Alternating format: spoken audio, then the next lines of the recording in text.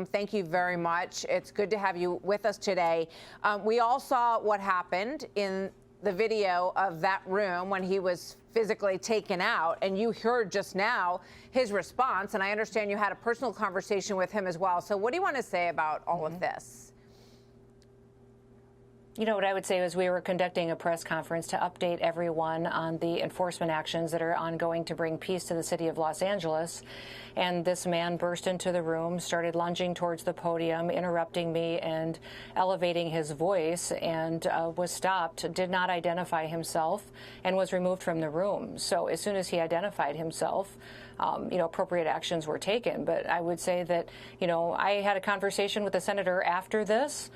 We sat down for 10 to 15 minutes and talked about the fact that nobody knew who he was. He didn't say who he was, that until he was already had been lunging forward and people were trying to detain him for quite a period of time, and that this, we're leaders, we're public servants. And if he had requested a meeting, I would have loved to have sat down and had a conversation with him. That coming into a press conference like this is political theater. It's wrong, and it does a disservice to this country and the people who live here. So we sat down, had a conversation. We probably disagree on 90% of the topics, but we agreed to exchange phone numbers. We'll continue to talk and share information, and I think that's the way it should be in this country. I wish he would have acted that way in the beginning instead of creating a scene like this.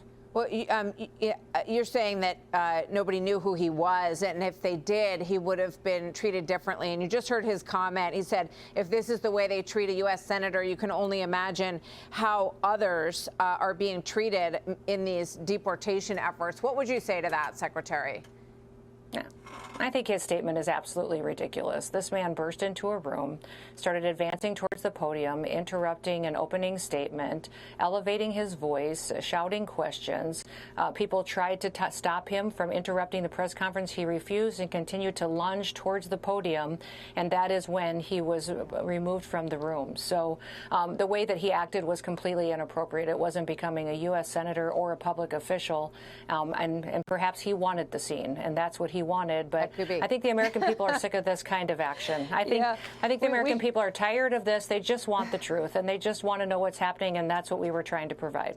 We just had a Democrat and a Republican panelists, and both sides agreed that they felt this was unbecoming behavior of a United States senator. But apparently Chuck Schumer doesn't feel that way. Senator Schumer, here's what he just had to say. Watch.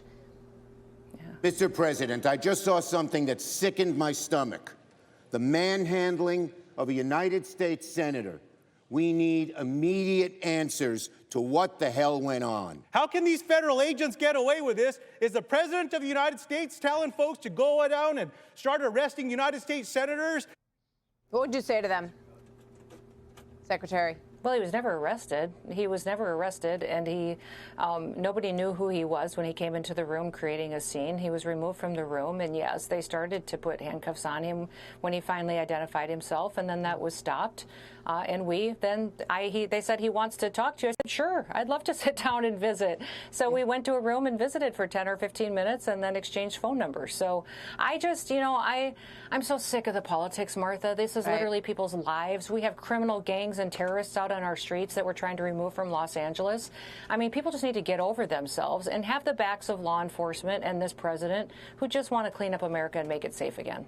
Yeah, we watched your whole news conference, and then Todd Lyons speaking as well, the director of ICE, who we've spoken with many times, talking about the importance of removing these criminals from the streets.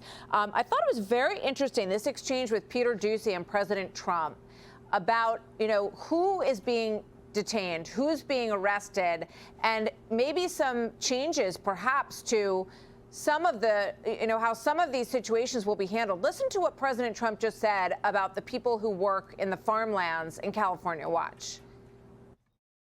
Our farmers are being hurt badly by, they have very good workers. They've worked for them for 20 years. They're not citizens, but they've turned out to be, great.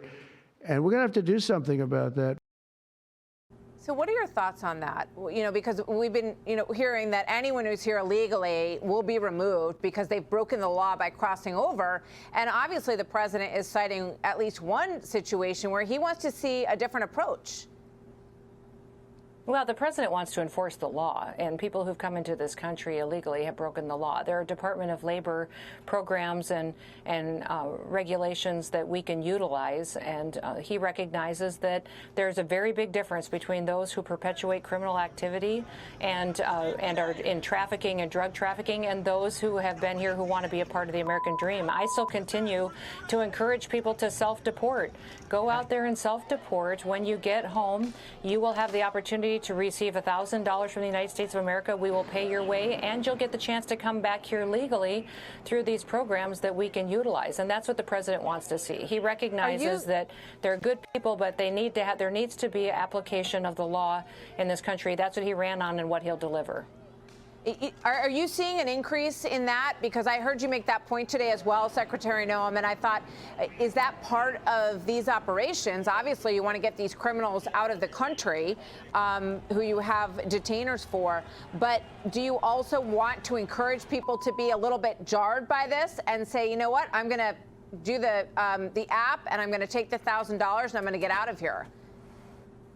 Well, I want to remind you, Martha, that who's elevating these tensions are these professional violent protesters. You know, people have the right to peacefully protest, but then you have professionals that have been funded by NGOs, some of them by former government grants under Joe Biden. They've used those dollars to train people to come in and commit acts of violence during these peaceful protests. So there's a big difference between peaceful protests and what these professionals are doing. That's what's escalated the tensions. All we've been doing is enforcing the law, and I would tell everybody, if you wait till we arrest you and remove you from the country, you will never get the chance to come back to America. Right. The president's been very clear on that. So self-deport, and then we will help facilitate you coming back here legally and getting the chance to live the American dream. Are you seeing an acceleration of people taking that option in the course of last week? We are. I would encourage everybody, download the CBP Home app. Download that app. We will buy your plane ticket. We'll help you get home. When you get there, you'll get $1,000, and we'll facilitate you getting a process to where you can be here and be a part of our future. Well, I know you talked a lot about the attacks on your officers and concussions and having pieces of cement thrown at them, which is just absolutely horrible criminal behavior that we've watched play out here. So we wish them well out there on the streets, and we thank you for being with us today. Thank you, Secretary. Yeah.